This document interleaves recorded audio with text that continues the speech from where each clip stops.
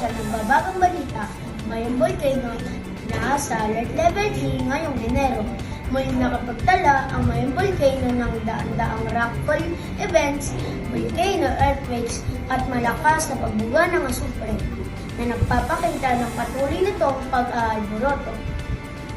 Dahil dito ay pinalayo ng PHIVOLCS ang agarang pagtilikas sa mga nakatira sa 6 na kilometro, permanenteng danger zone upang maiwasan ang panganib mula sa lava, bato at posibleng lahar.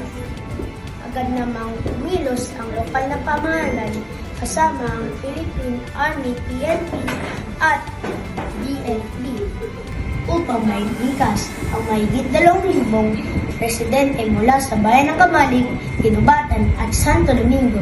Sa aking palagay, mahalagang makinig ang lahat sa babala ng mga eksperto upang masiguro ang kaligtasan ng bawat pamilya.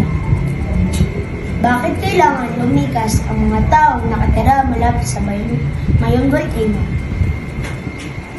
Kailangan silang lumikas dahil delikado ang lugar na maaaring magdulot ng panganib ang lava, rockfall at iba pang volcanic hazards. Muli, ako po si Principal Ascend de la Cruz sa pangkat ng St. Andrew. Salamat po.